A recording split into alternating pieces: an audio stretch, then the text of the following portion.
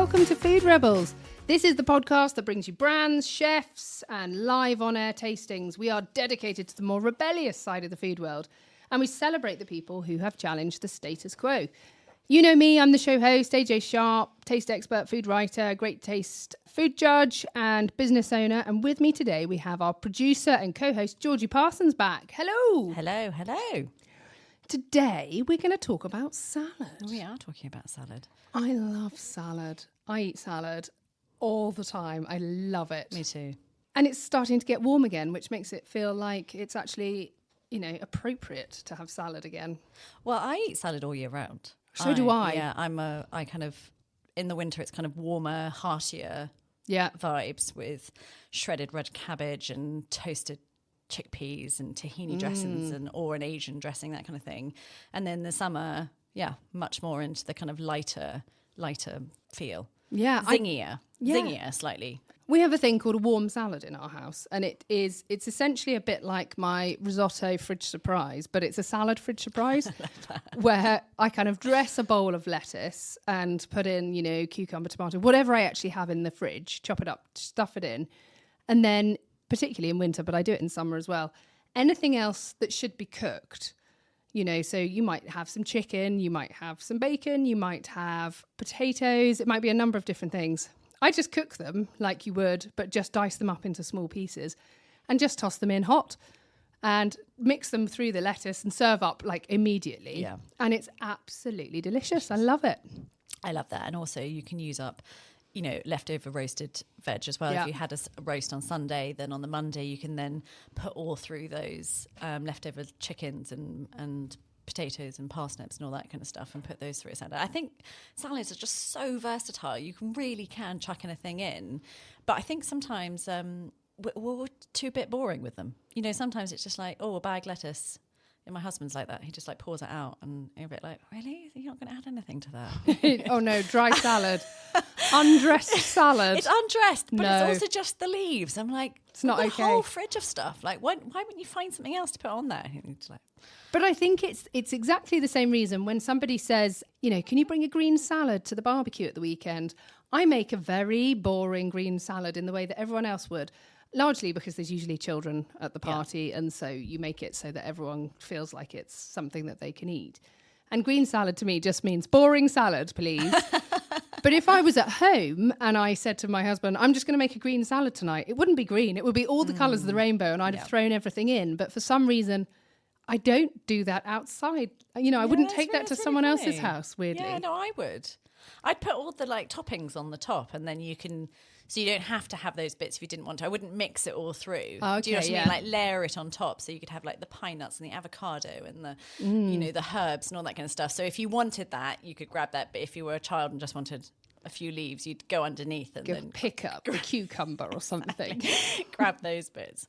That makes sense. But for me, I do think, the idea of your husband having just plain lettuce on a plate actually gives me the shivers. Like, you have to have dressing. Yeah. But I don't want someone else to do my dressing for me.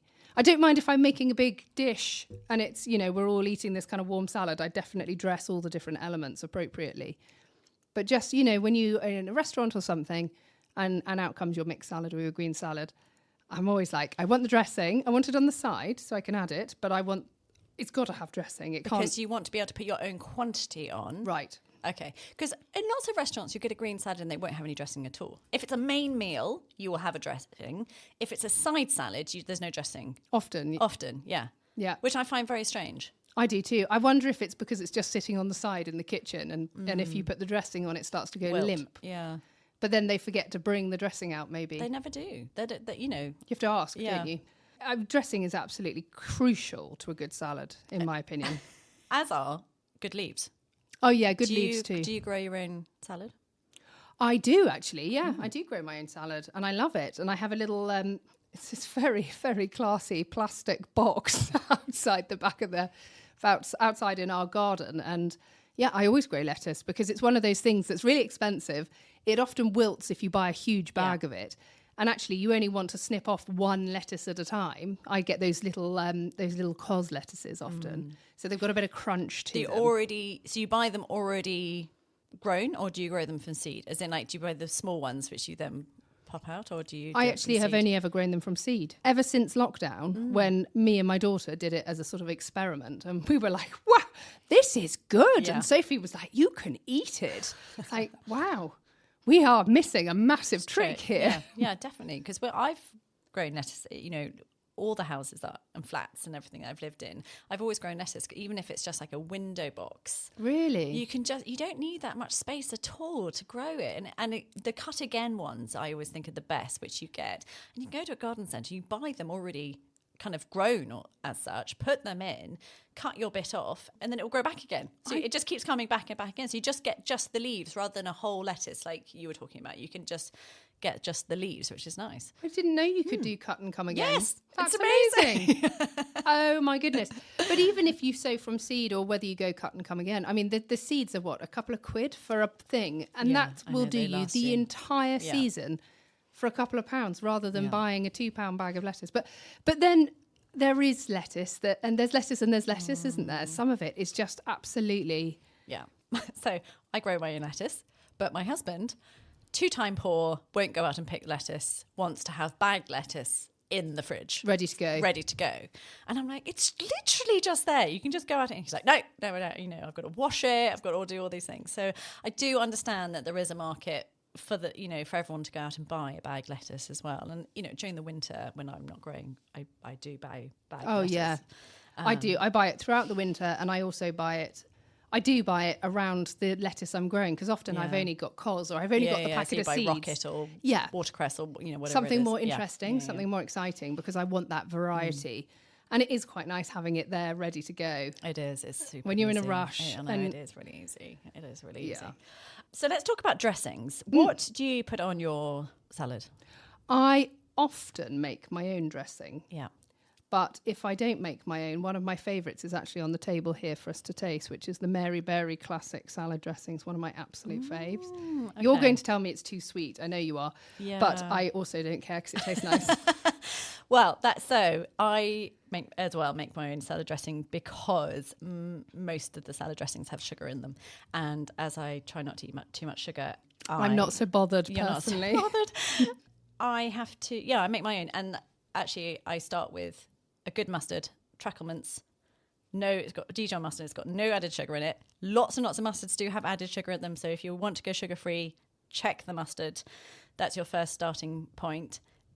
Tablespoon of mustard, and then it's a really simple rule of 1 to 3. So 1 part of acid / vinegar to 3 parts oil. And you can use any acid and any oil. I love an apple cider vinegar as my oil, but you could also use a lemon juice. You could use a rice vinegar, all sorts. And then you choose your oil to go with it.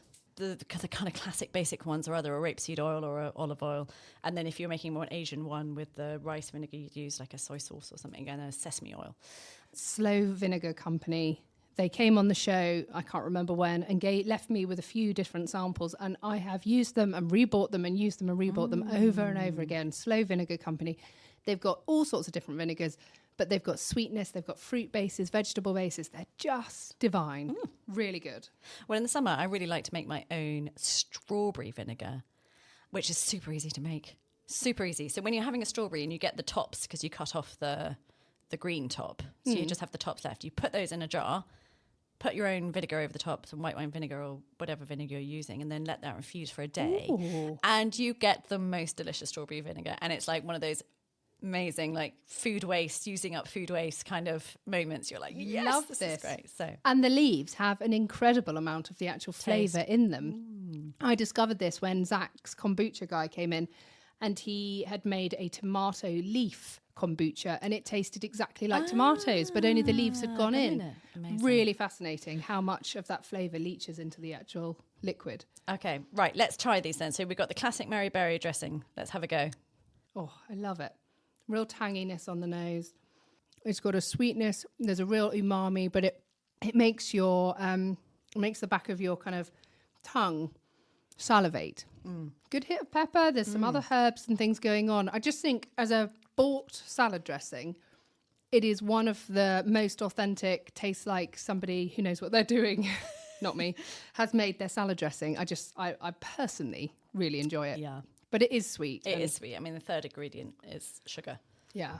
So the next one we're going to try is a Pizza Express honey and mustard dressing. Pizza Express. So this one actually looks much more yellow, and you can see the whole grain seeds in the liquid. They're really nicely distributed as well. Well, this one's very sweet as well. Yeah, I mean, it's got honey in it, isn't it?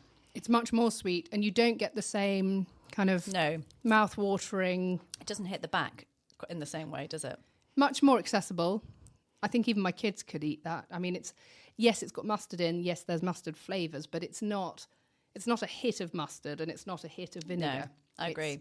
I think the first one, the Maryberry one, is much tartar.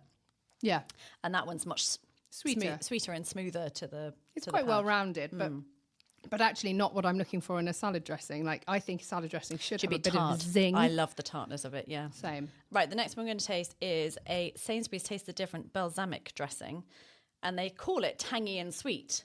That's there. Well, it is tangy, and it is quite sweet. Wow, it's very sweet. Is that like an apple juice or something in there? Well, balsamic vinegar itself is very sweet. It's got a grape Or is it concentrate grape? There we are.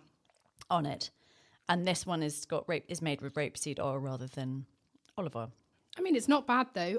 I would happily try that. I think you know it's not bad. I think that would be really nice on some tomatoes or tomato mozzarella kind of vibe. Tomato mozzarella vibe. Absolutely. No, I like that one. And then over here we've got Lucy's.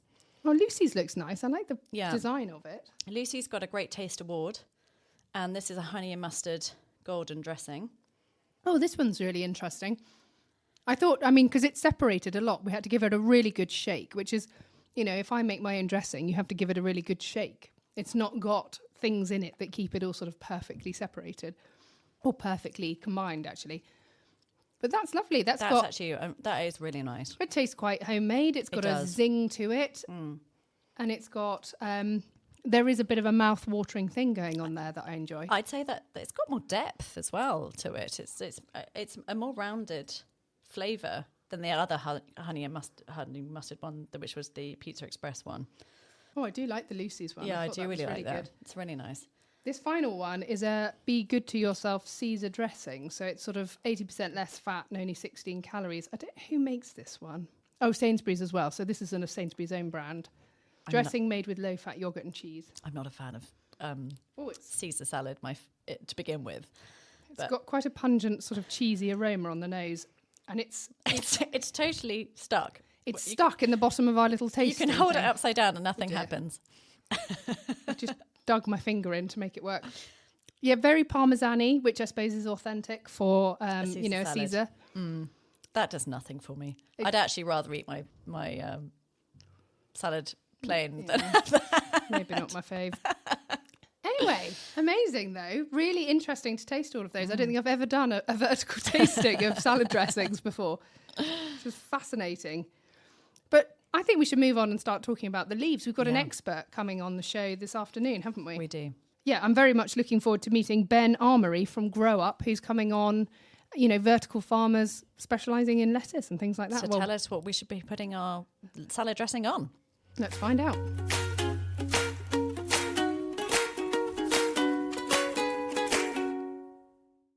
This afternoon in the studio, we've actually got Ben Amory here from GrowUp Farms. And you guys are the lettuce experts, aren't you? What do you do at GrowUp Farms? We're the lettuce experts, exactly. We've got a vertical farm, of all things, which is an indoor growing facility for growing lettuce here in the UK.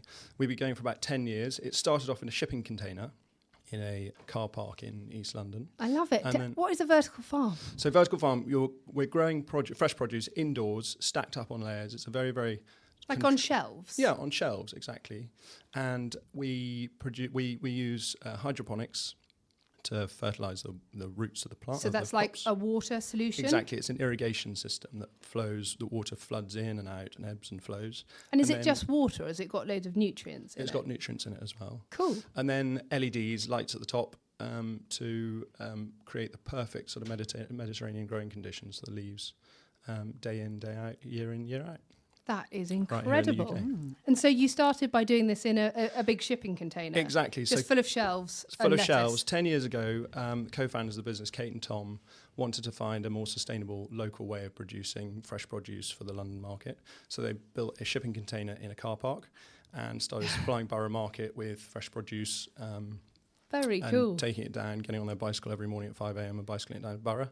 And then that went really well, so they built a bigger warehouse in East London in Beckton and started supplying a few sort of bricks and mortar retailers, lots of restaurants. They got it into Farm Drop, they got it into Whole Foods, and realised they had something really, really exciting. They were doing lots and lots of different products, lots of herbs, lots of different baby leaves and fresh. So what can you grow? Can you grow everything from like a round lettuce to a cos lettuce to a rocket? Can you do all of that? Technically, we can grow all of that. Yeah. But the real advantage of what we're doing is with baby leaves. So, so baby lettuces, tiny ones. Exactly. So, and we produce a bagged, ready-to-eat baby leaf salad now. We're going to try some of those in a second. But technically, you can grow lots of those different products. But the question is finding exactly what the best thing is we can grow and what advantage we can bring, what benefits we can bring to consumers. I'm being really silly here. Okay. Do you have soil? Is there soil? We are a soilless Soilless farm. Soilless farm. So it's just... That slightly blows my mind. It's just hydroponics. And as I said, there's a little bit of fertiliser in the water. Right. But that water ebbs and flows, comes through the system, is all recaptured. So our water savings are absolutely enormous. 90% water savings against conventional as opposed to conventional farming.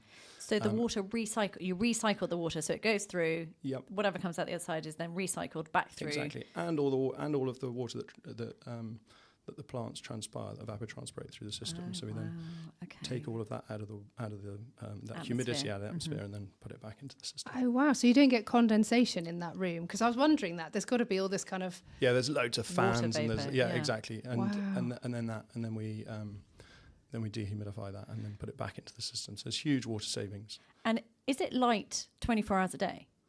So are you creating a... That is a very good question. So we play around with the leaves and we want to give them the best possible growing conditions that they want. And some of them like a longer day, some of them like an 18-hour day, some of them like a 16-hour day. But no, we always give them a bit of nighttime just to chill out. Yeah, a bit of time off. Just to chill out.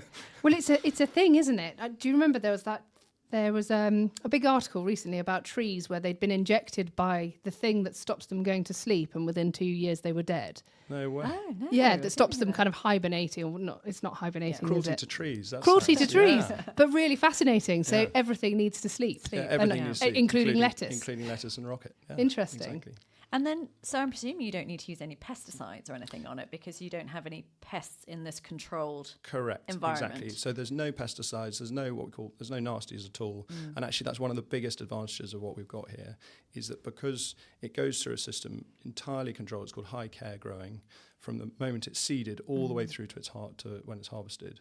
There is total control and we don't have to put any pesticides, any chemicals. But that also means that at the end of the process, once it goes into the bag, it goes in ready to eat. So we don't need to wash it. Okay. So there's a lot of conventional, especially bagged baby leaf salads, will all be washed before you eat them. Definitely. But they're washed in chlorine and peracetic acid and things like that to get rid of all the nasties or the pesticides or the frog's legs or whatever might have find their way into the conventional system. But this way we don't have to do any of that. So it lasts a lot longer and the quality is much higher. Are you organic then? Can you claim yourself to be organic, or are there rules and your around two this? questions have linked seamlessly to each other there. So we can't get organic status yet because we don't grow in soil. The Soil Association will only qualify us if we grow on soil. But we are still chemical free. So from that perspective, we're at that chemical free standard, but hydroponics hasn't yet got a recognition for being organic. I guess they must be looking into that though, because it's new technology. Exactly. And in the US, there's a precedent for that. The US have just given organic certification standards to hydroponics. So I think, exactly. It's coming. There's some really encouraging noises about it. And in terms of the nutritional level of the lettuce leaves, the thing that I'm always fascinated, because I always thought nutrients came from the soil, but sure, they come from the fertiliser then, don't they? So nutrients come from two different ways. So either there's mineral nutrients which go into the liquid solution like iron that the roots will take up, but also plants. They're the most incredible factories, and you give them the right light, and a lot of the nutrients that we get, particularly a lot of the vitamin nutrients that you get from plants, they're synthesized by the plant in response to light. Actually. So you can play around with that. And one of the big pieces of research that we're doing at the moment is how we can improve that, take that. At the moment, it's fantastic nutritional content, but we want to see if we can dial that up as well. By doing different light spectrums and stuff and seeing which one works the best. Exactly. So using a lot of light. Does that take up a lot of energy? Yes. You know, all that kind of stuff. So how are you working with that? So we built the farm that we've got is down in East Kent, and it's next door to a biomass combined heat and power plant. So that is a renewable energy power station, effectively. Right, okay. And we're next door to that. We've got a wire that goes across and a little pipe that goes under the road. So they supply us with all of the low-grade steam from their electricity generation, as well as the electricity. What do you use the steam for? Steam, we use that as part of our climate control. So we Okay, talked fine. earlier about lots of humidity in there. So we use a lot of steam directly in our climate control to manage that climate so it's absolutely optimized for the plants. So what is the optimal temperature for a salad leaf? Well, it depends who you are. if you're a rocket leaf, An enthusiastic grower. exactly, very enthusiastic grower. If you're a rocket leaf, you actually like the temperature quite cool, but you Okay. like the light quite intense. So I suspect, I don't know, I'm not a plant scientist, but I suspect they probably evolved at a slightly higher altitude see. than lettuce, Okay. which likes it slightly warmer and a slightly lower intensity. So it totally depends who you okay. are. And then if you're sorrel, which we're about to try in a minute, then it's actually closer to what rocket likes as well. So. Okay, interesting. Well, let's try Fascinating. some, shall we? I'm intrigued. So We've already been talking about how much we love salad, and so I'm super excited to dive in. So what have we got here? This is the mixed bag of rocket and baby So this is our leaves. brand Unbe-LEAF-able, which is available. Love the name. Well, it's unbelievable. Which is available in Tesco. These are longer lasting leaves. We solved the biggest problem for customers in this area. When you ask them what's their biggest complaint about bag salad, it's always that it goes off. And so Totally agree. with our growing conditions and without having to, because it's ready to eat but we haven't washed it, it lasts much, much longer than salads you buy in the market today. So Hence it says stays fresher in your fridge. stays fresher in your fridge. Love it. And it's grown without pesticides and lasts, as I say, I mean, it lasts the week. Most people, when they buy salad, they assume it's only going to last a couple of days from the moment they get it in there. And they are really crunchy leaves, Really aren't crunchy. they? Really quite sweet leaves. So exactly. So we've got that one you've got there. That's a crispy variety, a baby leaf crispy, and that's got actually some of the genetics from other sort of whole head varieties that you might expect. So it's got that sort of sweetness at the bottom of the stem, and then it's got that nice sort of frilly crunch at the top. And then Gosh, often people cut the bottom of the stem off, and that's the sweetest, best it's part of the completely the whole sweetest bit. lettuce, isn't it? Exactly. I'm really excited. I want to try and see if we can get a little product going with the bottoms of those stems where we harvest and just have it as a solo little salad snack, effectively, because it is so sweet. And the children, we do lots of taste tests with members of our respective families. The children will absolutely love that lower bit, the bottom of the stem, because it is so sweet and so crunchy. I can see that. And so much better for food waste. From with the salad that we've got here, as I say, the life is much, much longer, and as a result, food waste it drops down dramatically. Not only for the supermarkets, but also for customers. You're not throwing out half an empty bag. Your rocket is beautifully peppery. But even just the element, I think people think on a lettuce leaf, when it starts to go a bit whiter towards the base where it would have come out of the ground, I think that's the bit that people often chop off, and they don't think it's any good, and actually it's the sweetest It's the sweetest bit. part of the whole lettuce. Really lovely, really delicious. I love the crispness of this all. The variety, so we've got rocket, we've got this kind of red leaf, small variety. Exactly. So there's a bit of red in there. There's a bit of green in there, and they've all got their own slightly. The red's got a slightly more earthy flavour. The greens have got that crispiness, but also I don't know if you notice, but as you pour it out, it sits very proud in the bag. So you've got that wonderful height. Yeah.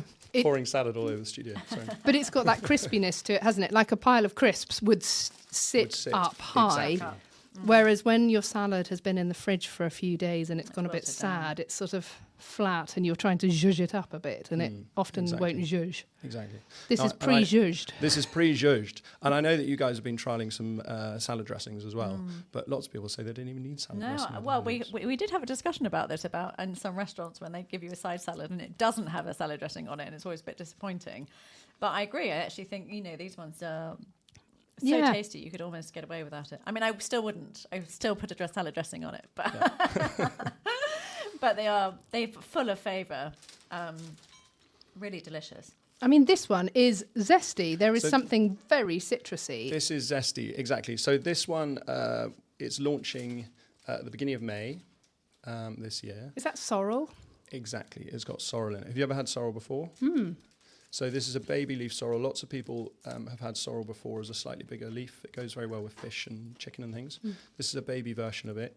And again, it's got that really, really sweet flavour. It's almost as if someone said the other day that it's almost as if someone's shaved a Granny Smith apple into the salad. It's got that lovely lemony, lovely sort of zing to it. So Really show me tangy. which one is actually sorrel. This one. Okay. All right. I wouldn't. If you passed me that, I would have said that was spinach. So it's a big, flat, Yeah. long, flat leaf, isn't it? So it looks very similar to spinach. It looks exactly very similar to spinach. But I think you'll agree. Oh my goodness! I was not expecting that. Absolutely delicious. Super lemony. Oh, I love that. Maybe I wouldn't need a salad dressing with that one. Exactly. That's the plan. It's interesting because sorrel as a flavouring in a product can be quite divisive because it is so lemony. But actually, in its pure format, I don't think I've had it in its pure format for a very long time. I was quite surprised then when I was tasting it of how green it is, but how zingy and tangy and really delicious it is just pure in that original format. I liked when we were putting this mix together. I was actually in my mind thinking of it as more like a herb. Some people call it a herb. I think it probably is. Yeah. But so you don't want it there as an overpowering flavour, but you do want it there as just a side note that just sings on your tongue and lasts. I love putting herbs in my salads. I'm always putting mints and parsley and whatever I've got in the fridge. I just Chop chuck it it in. So I'm a huge herb in salad fan. So but that sorrel is.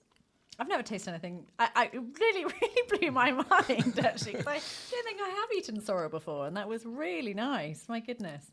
And I love a lemon kind of tang. We were talking earlier about tangy salad dressings, and I was leaned towards that kind of tanginess. So, gosh, absolutely delicious. Well, you'll be able to buy this in Tesco at the beginning of May.